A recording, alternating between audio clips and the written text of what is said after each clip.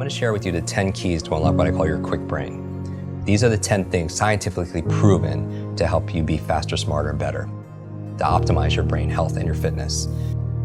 And now, every single thing I'm going to say, nobody's going to debate, right? They're going to say, yes, of course, but common sense is not common practice. So what I'm going to ask people who are watching this is to rate yourself 0 to 10. How well am I doing in this one area? Like in terms of how I'm eating or exercising or something. And then you'll notice, everyone wants to know what the magic pill is. There's no magic memory pill, they're magic memory processes, right? If everyone wants to know the one silver bullet, you have to do all of these things because that's what falls within the focal point. Meaning the 80-20 rule, the 20% that gives you 80% of the results and the rewards. So really fast, the 10 keys for unlocking your Kwik brain.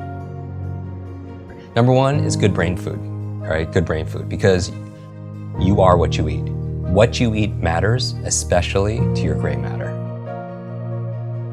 But there's certain foods that are really good for your brain, and you probably eat most of these foods as you are, because I know you're very... Blueberries. Yeah, all like blueberries is like, I call them brain berries, and avocados and the good fats and all of them. So there's 10 of them that I recommend.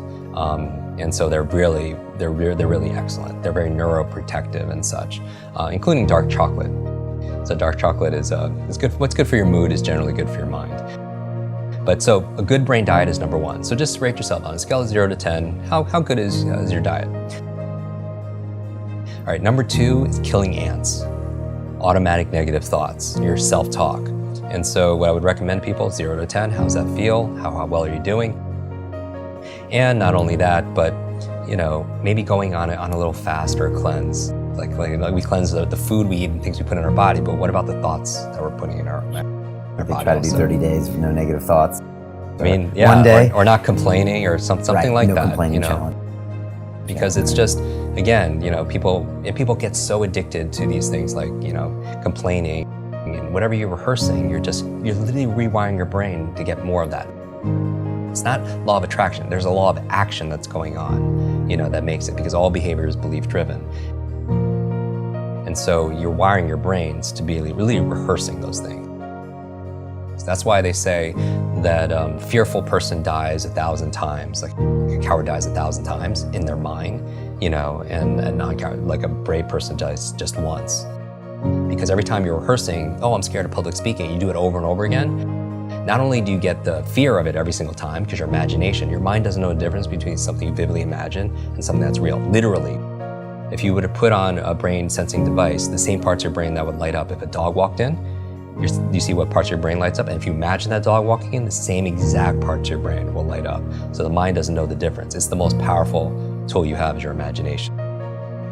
Our thoughts are things, and it's activating our imagination. So don't do it to rehearse your fears and the things that are negative, right? Only have thoughts of things that you want to come and really happen. Okay. So the third thing, exercise. Okay. People, really, we know. Number 4, brain nutrients. And this is a subject that comes up because, a lot of people travel, they have fast food lifestyles, and, but maybe they're lacking in certain supplements. And what I would say is, I'm not a nutritionist, I'm not anything that ends on an ist, but go to a doctor, a good functional medicine doctor, have a blood test, and I say the same thing for diet. When people say what's the best, do food sensitivity tests. See what your blood says. Red, yellow, green. Red, stay away from. Yellow, sparingly. Green, and see how you flourish on it afterwards, right? And then test it. But same thing with nutrient profile. You can see what you're deficient at. Because if you're low on B vitamins, if you're low on DHA, then you're gonna have cognitive issues, right? So supplement. Fifth thing that you want to optimize your brain is positive peer group. We know who you spend time with is who you become. And it's not just a positive thinking, affirmation quote. Literally, you have mirror neurons, and your mirror neurons in your nervous system is when you could watch a sport or watch a movie and you can feel what they feel. It's or you have empathy for other people. We're always imitating people, right? And so who you spend time with is who you become, because you're imitating their habits, their behaviors, their thought patterns, and everything. So that's why they say you're the average of the 5 people you spend the most time with, right? If you're around 9 broke people, you're gonna be the 10th, right? You hear these things all the time, but it's not just your biological networks or your neurological networks. Analyze your social networks, right? Because whether or not you smoke has less to do with your neurological networks and more to do whether or not your friend's friends smoke. It's going to have more of an influence. Sixth thing for your brain, clean environment. We know a clean environment is good for your brain.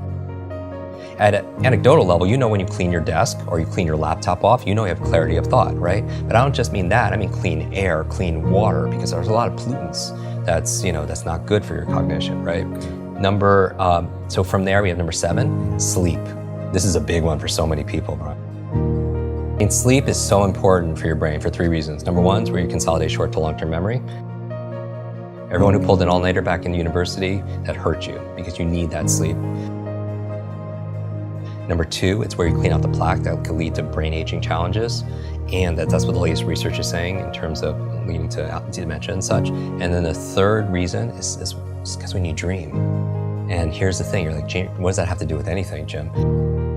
It's like, you don't know how many amazing ideas and invention, literature, works of art came in dream states.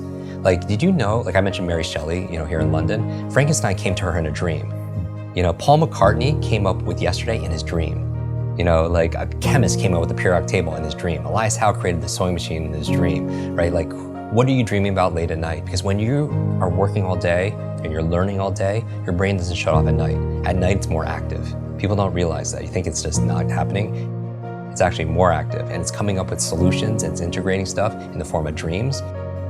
Number 8 is brain protection, meaning that, like I work with a lot of athletes, high performer athletes. Concussions are a big deal, right? And I've had a number of TBIs, traumatic brain injuries. But not just that, I did a whole episode on electromagnetic fields. Like, people don't realize that our smart devices, our brains didn't really evolve to have all this electricity right by our brains, And I read recently that 90% of kids sleep with their phones underneath their pillows. I mean, who knows the effect that's having? So better avoid it. Protect your brain. Okay. Wear a helmet. And then finally, 9 and 10, ninth key to keeping your brain alive is new learnings, right? The neurogenesis and neuroplasticity means neurogenesis, you could create new brain cells the day you die. Science never thought that. Neuroplasticity is saying you could create new connections. The way to improve neurogenesis, neuroplasticity, 2 things, novelty and nutrition. Just like when you're an athlete, just like training your body, you give it novelty or stimulus, and then you feed it with nutrition, right? And so that's how you build your mental muscles too. Finally, number 10, stress management. Stress management, meaning people don't realize it because it's invisible, but it's like you don't realize how much stress you're under until you're on vacation or you're getting a massage. You don't realize because it's all there all the time. It's like the fish that they don't see the water because it's there all the time. So what are we doing to cope? So, meditation, relaxation, massage, yoga, whatever it is that gets us stressed. Those are the 10 keys for unlocking your quick brain. Genius leaves clues that it's not a mystery. We just have to do it. Just like going back to this, that, first you create your habits and then your habits create you.